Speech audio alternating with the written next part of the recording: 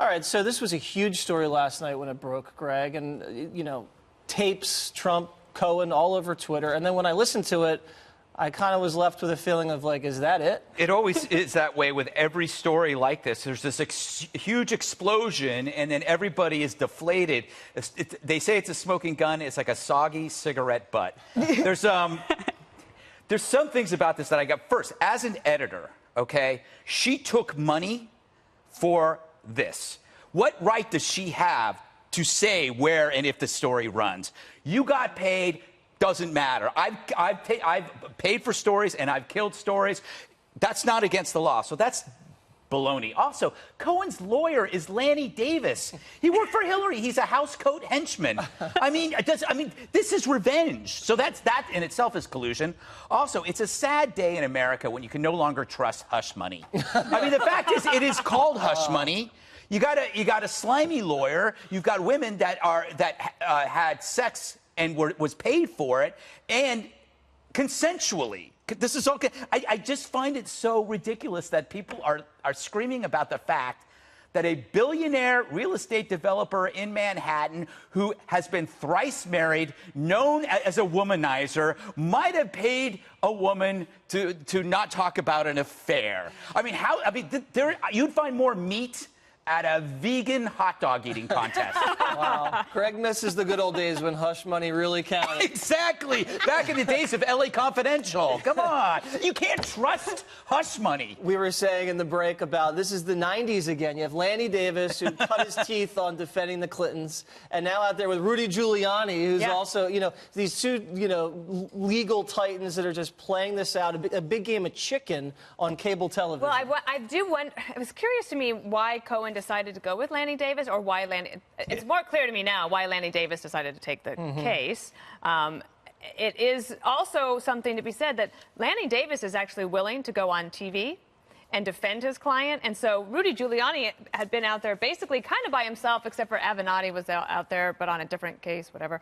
I'm not sure about the strategy of releasing tapes, because what's the long-term goal? Was it the news cycle that you want to achieve? I don't think that if the Southern District of New York is looking into Michael Cohen's activities, that this is not going to get the Southern District of New York off their back. So what is the goal? Is the goal to try to embarrass the president, to get a news cycle? To say that there are other tapes means that they better be better tapes than that one, right? Because if you put out another tape that's like, well, wait, it's worse than a soggy cigarette. Yes. Then a damp sparkler. Yes, a damp sparkler that you can't use again. There will be that. But here's the other thing, though, that this is the second time that the administration has put out information that turns out to be false later on.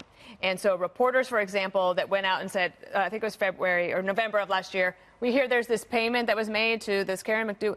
Nope, never heard of it. Nope, nope, nope, nope. And then turns out, actually, it's true. Does that go back to the everybody lies about sex mantra in the 90s? But now the shoe's on the other foot. I don't know. I haven't done either. I don't know anything about actually, this is like a little bit uncomfortable for me. I don't know anything about any of this. The golden rule is you deny until it happens. And you go, okay, you got me. Juan, what do you think about this? And what do you think about the strategy that Dana brought up? Why bring this up now? Why leak the tape? Is it to show you have a little independence and to make the president a little nervous, but also brush off the New York prosecutors? Well, according to Lanny, Rudy Giuliani was, you know, demeaning his client and bad-mouthing him, and so they wanted to push back. And in fact, it was interesting to me that Davis said Michael Cohen is no longer seeking any pardon. So the question then becomes, oh, so maybe Michael Cohen is now cooperating with prosecutors looking into President Trump. But what strikes me about this is you guys are so dismissive, the wet cigarette butt. I mean, on so many levels. I mean, well, first, I guess it plays into what Trump was saying yesterday to the vets about don't believe anything you hear, don't believe anything you read. Just listen to me. I mean, talk about an autocrat. Oh, yeah, this is the way it is now. The press, everybody else, no one's quieting the press. Let's throw the critics out. Let's take away their clearance for no reason. All that. Okay. But here we have a situation where, as Dana said, there were denials. He said, oh, I don't know anything about it, just like in the Stormy Daniels case. So, Jesse, I mean, you got to think, How So- long do Trump supporters Does this just say, I'm a Trump supporter? It I didn't don't bother, listen to and it anything." didn't bother them before, Juan. They're not. It's not going to bother them Let me now. just say, how many times do you have to be proven to be a liar? But it's the same lie. Same lie. It's And the same lie. It No, counts he lied once. about Stormy, right? He Yes, lied about this having Karen sex, McDougal. having sex, having sex. At least he didn't lie about a terror attack, right, Jedediah? Who was that again?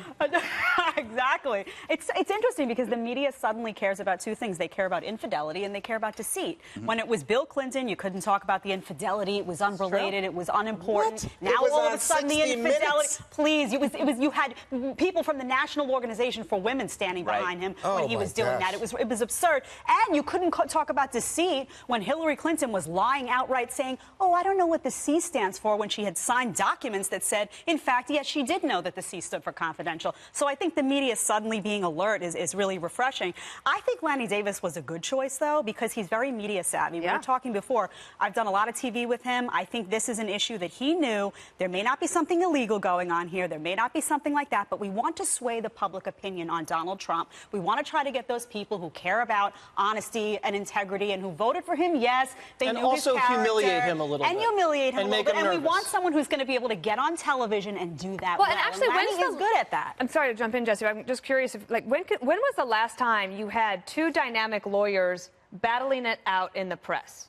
Theory of evolution. It's been a really long time. Mostly you just see this on Yeah. dramas Right. on television or in the movies. This is actually playing itself out. Avenatti's probably really jealous right now. he's like, He's "John, like, hey, over here. He's like, I should have Little hired attention. Lanny Davis. This is like Trump's mentor, Roy Cohen. You know, that's how Cohen used to do business. He'd get in and he'd fight in the Yeah. press.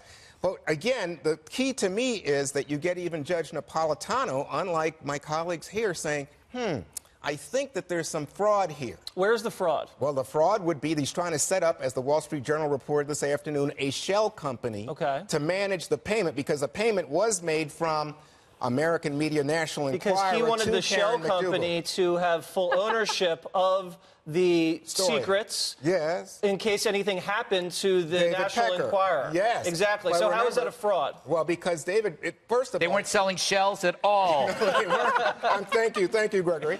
But secondly, I think the key point here is that you have the National Enquirer buying a story in the immediate run-up to the election. So clearly, this is about avoiding this embarrassing story breaking right before the election. So at illegal. worst, this is a campaign finance violation punishable by a $15,000 fine. 2 points on this. I love the fact that Cohen, who was just months ago an untrustworthy slimeball, is now the history of the hero of the resistance. Now he's they're in bed with him. Right. That's unsavory. But to your point, I think it's important. What is the media's end game? I think that CNN. I don't blame them for doing this story because it's interesting. Well, they got a big number. But where is this? Where do you want this to go? Well, Impeachment? I'm not so worried about what I don't care what the media. I don't think the media actually has an agenda on how they want it to go. They just want the story to keep going. I want to know what is Lanny Davis's end game. What's the strategy here? But the thing is, let's say this. I think that there are people in the media who want Trump out. The problem is they haven't thought about what's the next day like with 66 million people who think you've just gotten rid of an incredibly incredibly popular president.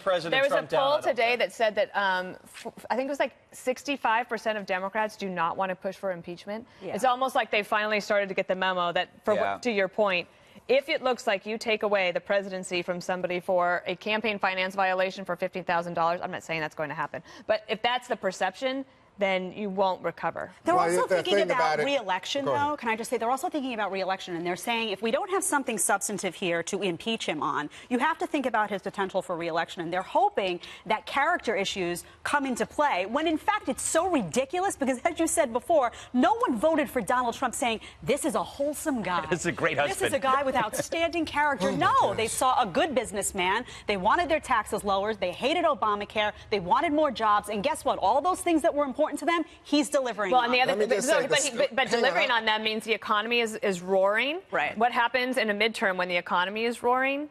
The election turns into a values election, and so that's what the Democrats are. Well, I coming just after. think the evangelicals, I just wonder, at what point do the evangelicals say, this is total corruption in terms of our morals. Because and we the can't alternative stand. The evangelicals are not going to save you. I mean, the funny thing about what Giuliani said last night on Laura Ingraham was, oh man, I've got lots of experience. I've listened to 4,000 hours of mob tapes. I'm like, wait a second, I thought you were on Trump's side. Now you're making him into he a was mobster? responding to what Lanny said because he my said gosh. only people like that talking cash are mobsters. Yeah, and guess what? That's what it sounded was going I on thought he that said tape. no cash. Oh, I don't okay. actually mind if there's a little mob in Trump because you just got the EU to agree to some major trade you deals. You should go back to the stuff 70s and Nixon and E. Howard Hunt. I think you'd enjoy that. I was but a young Nixon kid, is Juan. gone. I had baseball cards. No, you can go back.